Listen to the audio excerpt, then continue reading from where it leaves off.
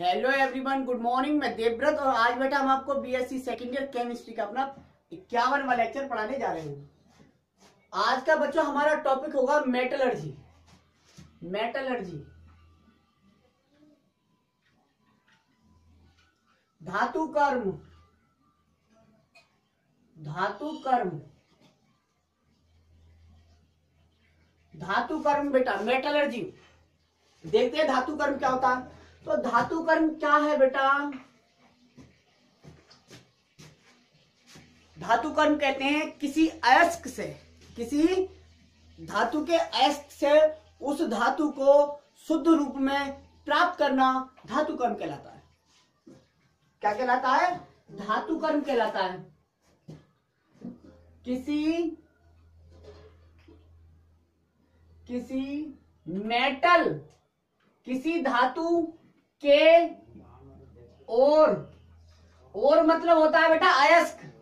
किसी मेटल के और अयस्क से उस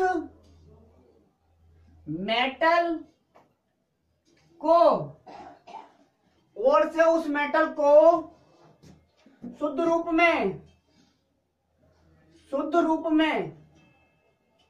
रूप का मतलब केवल मेटल हो। शुद्ध रूप में अलग करना मतलब प्राप्त करना कह सकते हैं। अलग करना यानी कि प्राप्त करना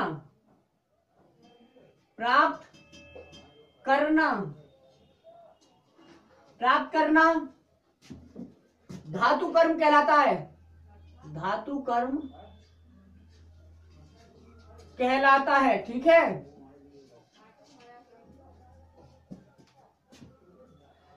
इसका मतलब हम कह सकते हैं मेटलर्जी इज द प्रोसेस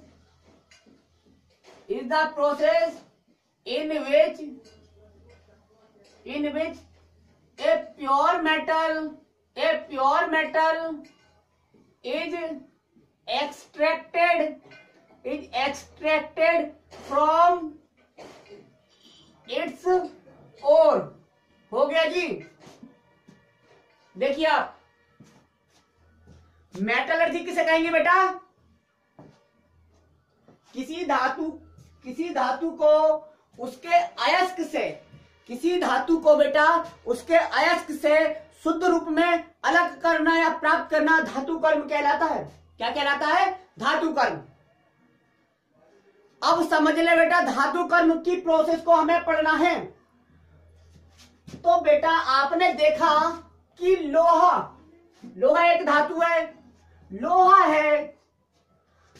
का बेटा आपने बहुत से आकार देखोगे, सरिये के रूप में, गार्डर के रूप में, कील के रूप में। तो बेटा सवाल ये पैदा होता है कि क्या ये लोहा धातु बेटा हमें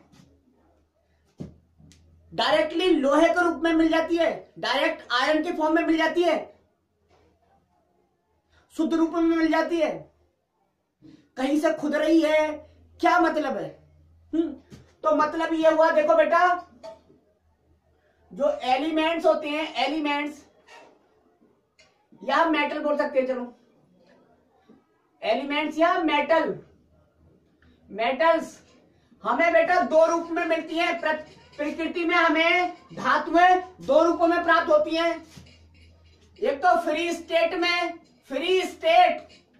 स्टेट मतलब मुक्त अवस्था में, मुक्त अवस्था। दूसरा बेटा संयुक्त अवस्था। एक तो मुक्त अवस्था, दूसरी संयुक्त अवस्था। फ्री स्टेट में मिलती है और संयुक्त अवस्था में मिलती हैं। अब ये मुक्त अवस्था किसे कहेंगे? मुक्त अवस्था का मतलब है बेटा कुछ धातुएं हमें डायरेक्टली शुद्ध रूप में मिल जाती हैं। जैसे सोना देखा आपने, सोना, प्लेटिनम जो बहुत कम क्रियाशील होती हैं वो हमें मुक्त रूप में मिलती हैं। कम क्रियाशील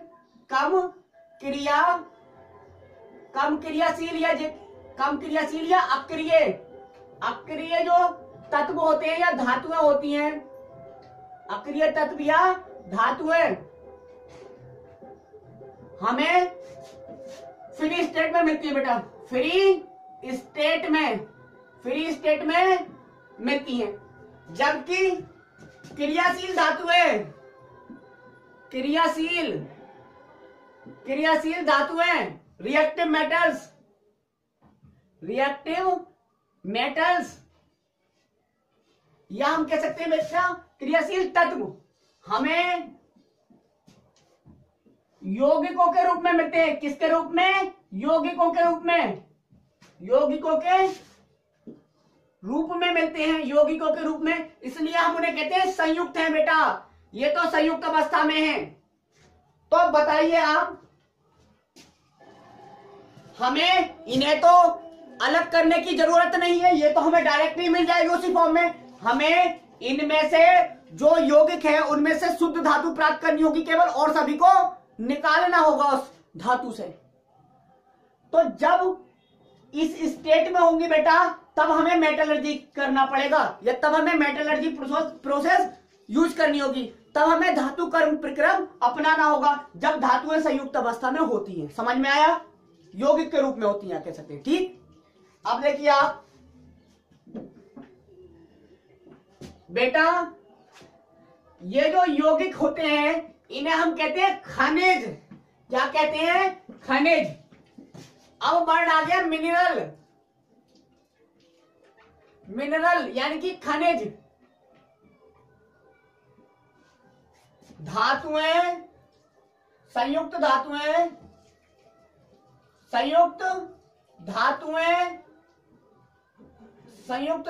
बेटा, संयुक्त धातुएं हमें जिन यौगिकों, अभी बताया था यौगिकों के रूप में मिलती है, जिन यौगिकों के रूप में मिलती हैं, जिन यौगिकों के रूप में मिलती हैं उन्हें हम कहते हैं बेटा खनिज, उन्हें हम कहते हैं खनिज, उन्हें हम खनिज कहते हैं, उन्हें मिनरल कहते हैं। अब मिनरल और समझ लीजिए खनिज क्या है। खनिज मतलब जिनका खनन हो, खनिज का मतलब जिन्हें, खनिजों को कैसे प्राप्त करते हैं बेटा? जिन्हें खनन द्वारा, खनन का मतलब खोद कर, जिन्हें खनन द्वारा प्राप्त, जिन्हें खनन द्वारा प्राप्त किया जाता है बेटा, खनन द्वारा प्राप्त किया जाता है, क्या कहलाते हैं? खनिज कहलाते हैं। अर्थात पृथ्वी की ऊपरी परत यानी कि भूपर पट्टी, पृथ्वी की ऊपरी परत जिसे कहते हैं हम भूपर पट्टी बेटा,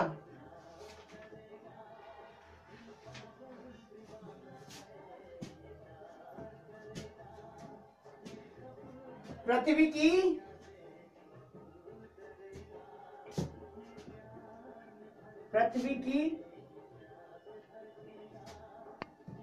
सतह पर, पृथ्वी की सतह पर खनन द्वारा प्राप्त होने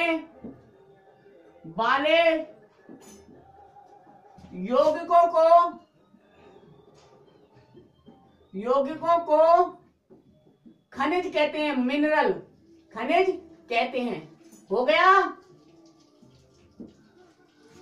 पृथ्वी की सतह पर खनन द्वारा प्राप्त होने वाले यौगिकों को खनिज कहते हैं, मिनरल, खनिज।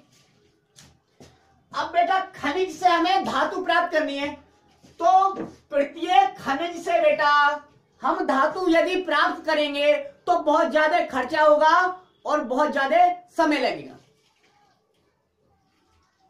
तो प्रत्येक धातु के कुछ विशेष खनिज होते हैं जिनसे हमें धातु को शुद्ध रूप में करना आसान होता है और कम खर्च होता है।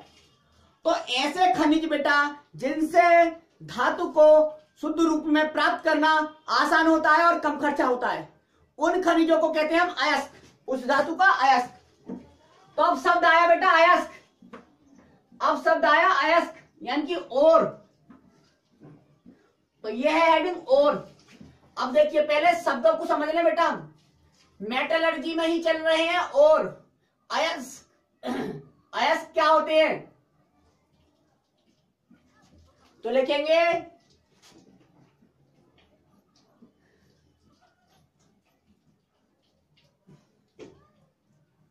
किसी धातु यानी कि किसी मेटल का वह खनिज, किसी मेटल का वह खनिज, खनिज मतलब मिनरल, किसी मेटल का वह मिनरल जिससे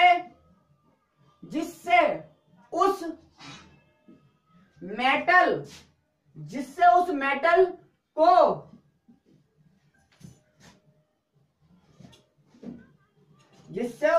को कम खर्च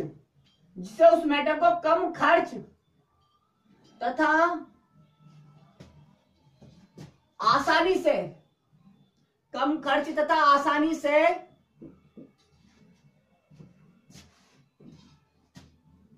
अलग किया जा सकता है,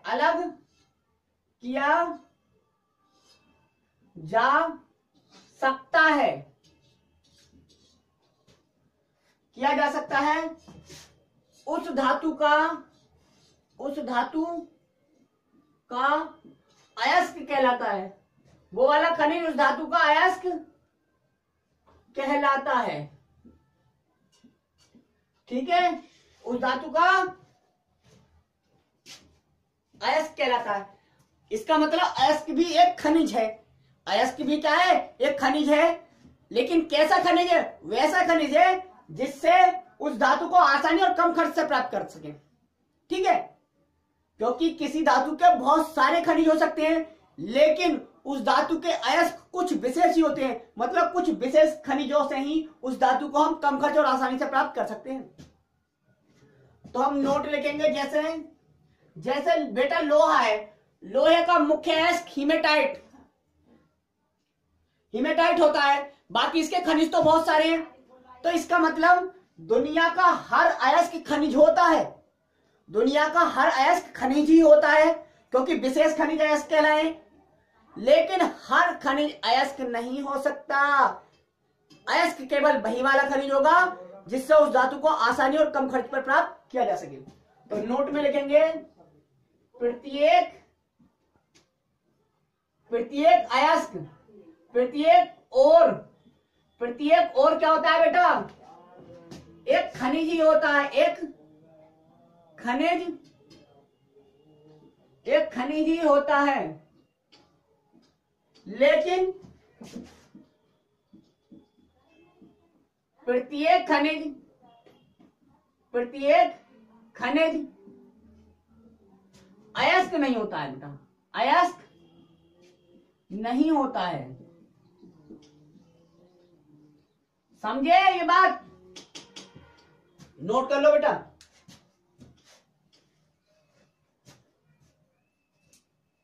हो गया। अब देखिए बेटा,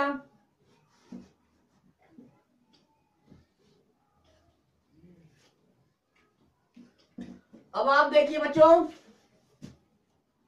जो मेटलर्जी है, मेटलर्जी पढ़ा रहे हैं मेटलर्जी, तो मेटलर्जी यानी कि धातु कर्म में हमने अयस्क से शुद्ध धातु प्राप्त करना है।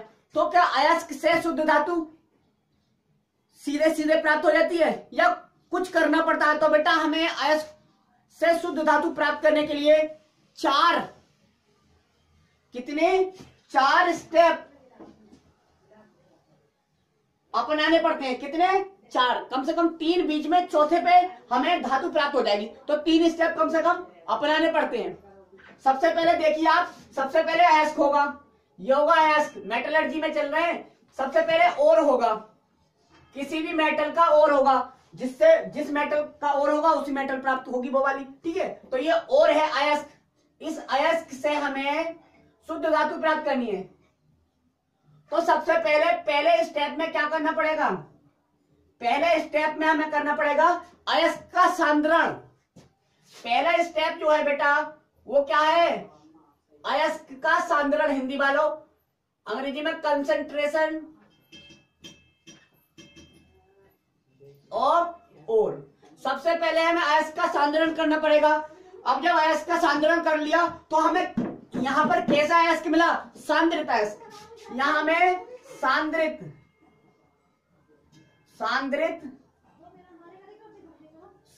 अयस्क मिल गया। सांद्रित अयस्क को कहते हैं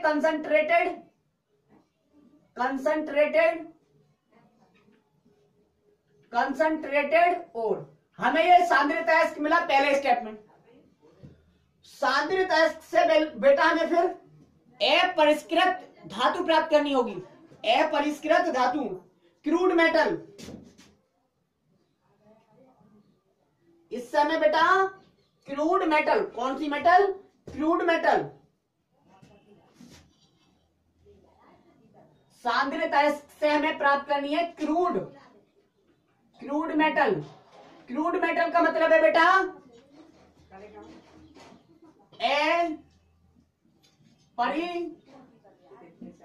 अपरिष्कृत धातु, अपरिष्कृत धातु। क्रूड मेटल पहले हम अयस्क से सांद्रित अयस्क प्राप्त करते हैं, फिर सांद्रित अयस्क से अपरिष्कृत धातु यानी कि क्रूड मेटल प्राप्त करते हैं। फिर क्रूड मेटल से बेटा हमें शुद्ध धातु, क्रूड मेटल से हमें बेटा शुद्ध धातु यानी कि प्योर मेटल हमें प्राप्त हो जाती है, यानी कि शुद्ध धातु प्राप्त हो जाती है। यानी कि अलग कर लेते हैं हम अयस्क से धातु को, शुद्ध धातु।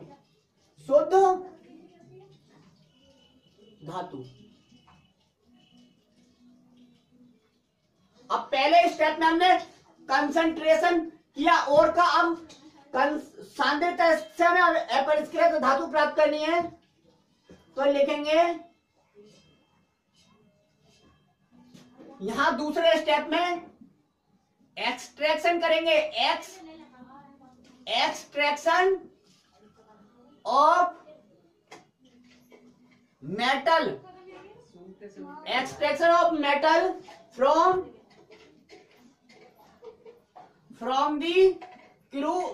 दी कंसंट्रेटेड और सांद्रित अयस्क से हमने धातु प्राप्त करना है, धातु अलग करना है। अब ये धातु अलग तो हो जाएगी, लेकिन ये धातु अभी शुद्ध नहीं होगी। ये धातु कौन सी प्राप्त होगी? अलग होगी, अपरिष्कृत धातु होगी, यानी कि क्रूड मेटल मिलेगी हमें। कैसी मेटल? Crude metal. अब क्रूड मेटल से क्या करना है हमें? तीसरे स्टेप में प्योर मेटल, तो लिखेंगे उत्पादन करना है, प्रोडक्शन करना है, production of pure metal, pure metal का प्रोडक्शन करना है हमें क्रूड मेटल से। Production of pure metal from crude metal. Hindi समझ लीजिए, अपरिष्कृत धातु से शुद्ध धातु का उत्पादन। अब बेटा क्या हम अयस्क का सांद्रण जो करते हैं तो कैसे करते हैं? तो इसकी बहुत सारी विधियां हैं, बहुत सारी मेथड है। देखो ये मेथड लिख रहा हूं मैं। पहला मेथड है बेटा अयस्क को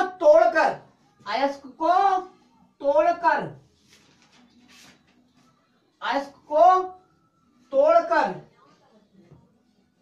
इसे कहते हैं अंग्रेजी में क्रशिंग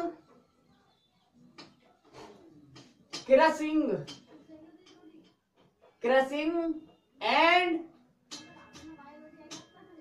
ग्राइंडिंग।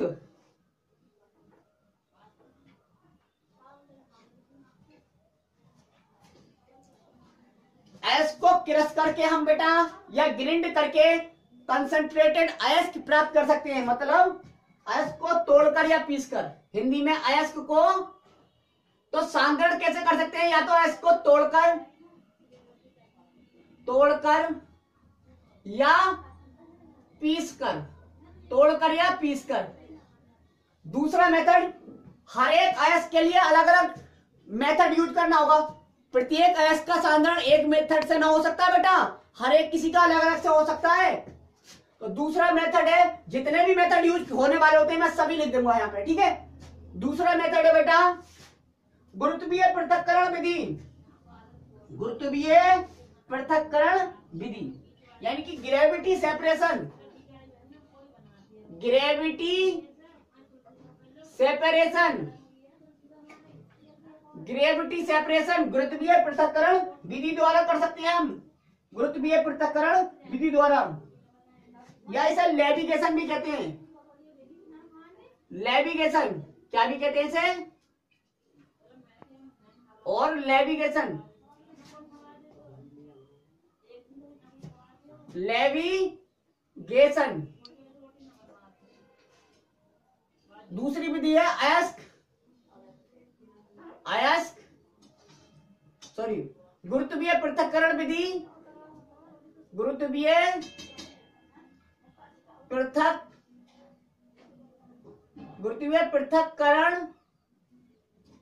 पृथक्करण विधि या लेविगेशन,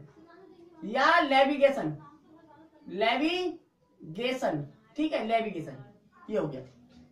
तीसरी विधि और भी यूज की जा सकती है बेटा सांद्रण के लिए।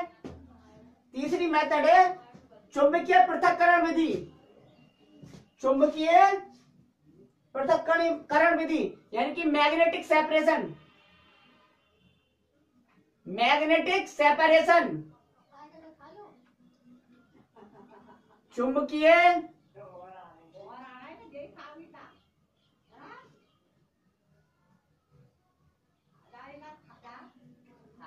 चुंबकीय पृथक्करण विधि, चुंबकीय पृथक्करण विधि। चौथी विधि है बेटा,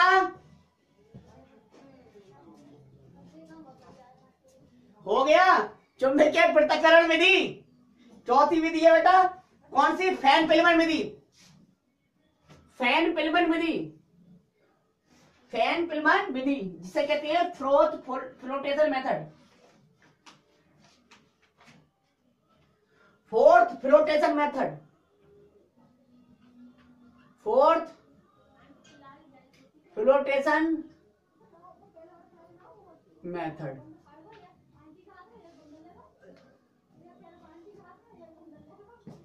झाग पिलमन विधि, झाग को कहते हैं फैन, झाग पिलमन विधि। और भी हो सकती है बेटा निक्षालन, और बाद में क्या होता है निक्षालन विधि भी हो सकती है, लीचिंग,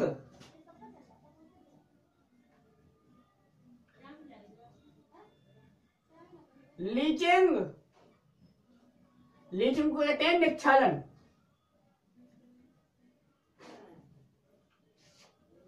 तो ये बेटा इन सारी विधियों से हम विभिन्न प्रकार के अयस्क को सांद्रित करते हैं, क्रशिंग या ग्रेडिंग द्वारा, ग्रेविटी सेपरेशन या लेविगेशन द्वारा, मैग्नेटिक सेपरेशन द्वारा, फोर्थ फ्लोटेशन मेथड द्वारा, लीचिंग द्वारा, ठीक, यानी कि निक्षालन द्वारा। अब सांद्रित अयस्क हमें इनमें से कोई एक मेथड यूज करके हम सांद्रित अयस्क प्राप्त कर लेते हैं। क्या कर लेते हैं? सांद्रित अयस्क। अब सांद्रित अयस्क से हमें क्रूड मेटल प्राप्त करनी है, तो सांद्रित अयस्क से क्रूड मेटल प्राप्त करने की भी बहुत सारी विधियां हैं। लिख देता हूं नंबर एक क्या है बेटा? भर्जन। नंबर 2 बेटा निस्तापन।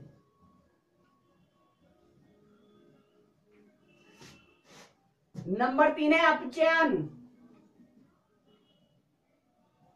नंबर 4 है बेटा रासायनिक अपचयन।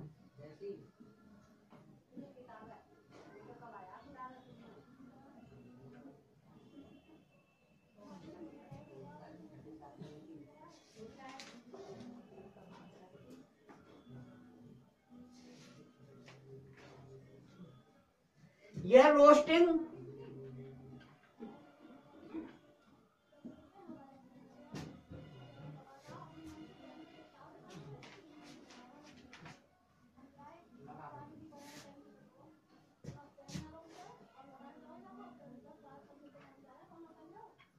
यह कैल्सिनेशन निस्तापन,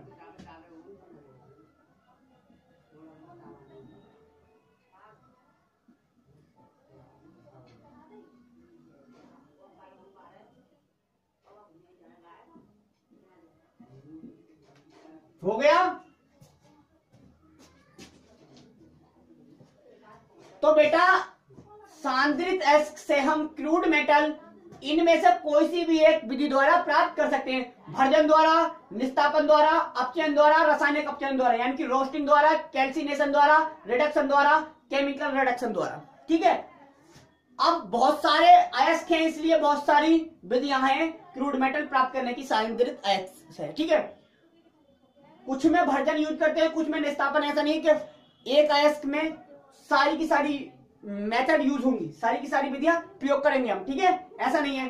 अब क्रूड मेटल प्राप्त हो गए बेटा, क्रूड मेटल से हमें शुद्ध मेटल प्राप्त करनी है, तब इसके लिए भी बहुत सारी विधियां हैं बेटा, इसके लिए भी बहुत सारी विधियां हैं।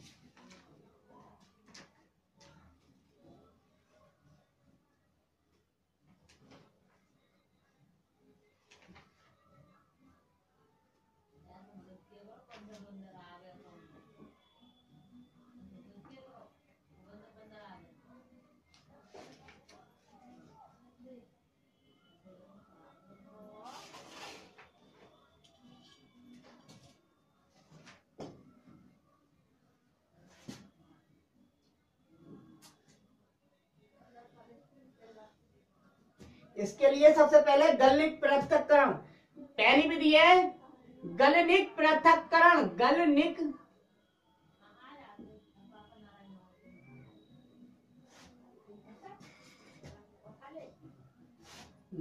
पृथक्करण,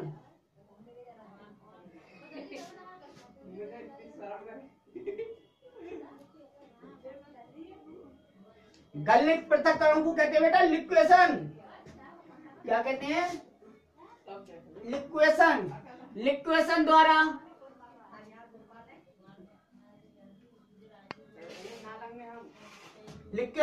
दूसरी विधि है बेटा, दूसरी विधि है बेटा क्या? पोलिंग द्वारा। पोलिंग विधि, पोलिंग, POLING, पोलिंग। तीसरी विधि है बेटा खरपरीकरण।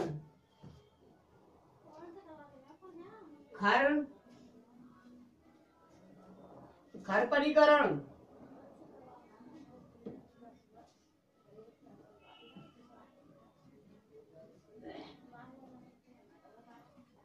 तीसरी विधि है खरपरीकरण, जिसे कहते हैं क्यूपिलेशन।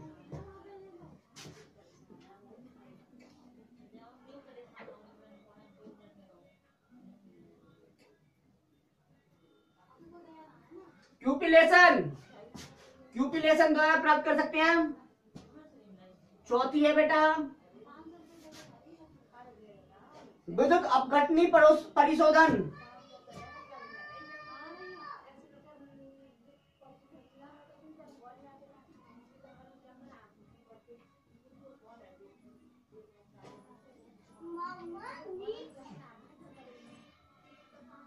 विद्युत अपघटनी परिशोधन, इलेक्ट्रोलाइटिक रिफाइनिंग,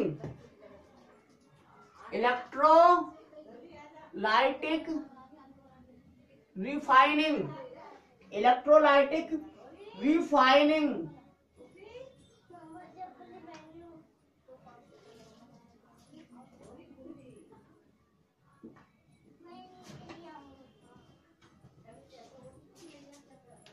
आगे देखो 1 2 3 4 5 भी देखो, 5वीं मेथड है बेटा मंडल परिशोधन।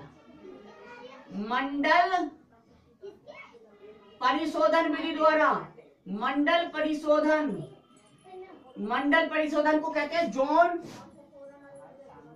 Zone refining, zone refining.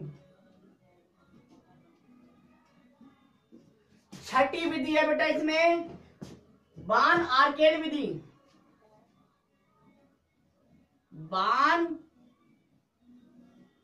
आर्केल विधि, बान आर्केल विधि, बान आर्केल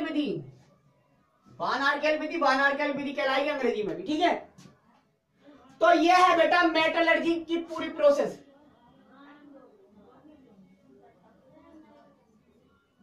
यह है बेटा मेटलर्जी की पूरी प्रोसेस।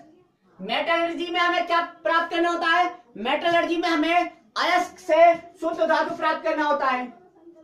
मतलब वह प्रक्रम जिसमें हम किसी धातु के अयस्क से शुद्ध धातु प्राप्त करते हैं क्या कहलाती है वह विधि?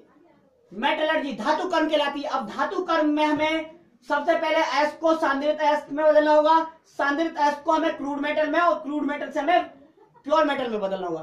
तो ओर से हम कंसंट्रेटेड ओर यानी कि अयस्क से हमें सांद्रित अयस्क में परिवर्तित करने के लिए ये सारी 1 2 3 4 5 विधियां यूज करनी होंगी।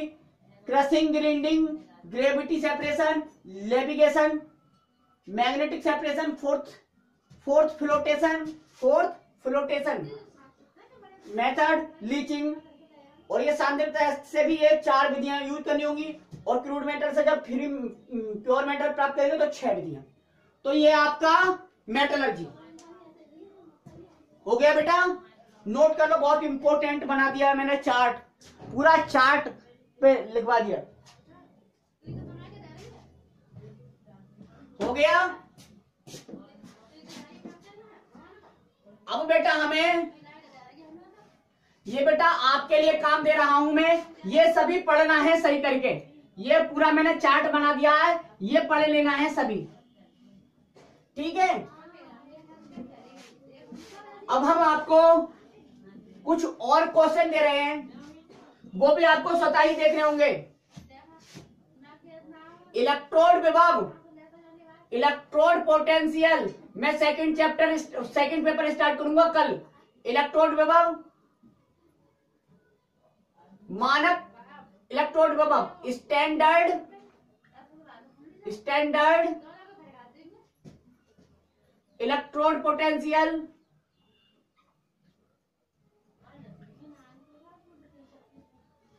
नल इलेक्ट्रोड,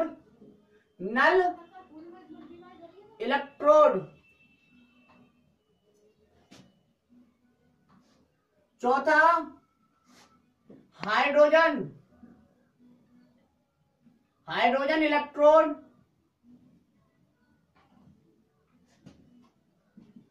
ऑक्सीडेशन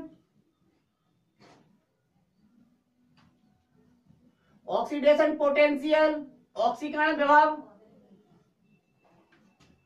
रिडक्शन पोटेंशियल। ये डेफिनेशन है केवल बेटा छोटी छोटी। रिडक्शन पोटेंशियल ये इस चैप्टर में और बचा है, ये और देख लेना, ठीक है। ये चैप्टर भी खत्म हो गया बेटा, ठीक है। तो आज बस यहीं तक। Thank you very much.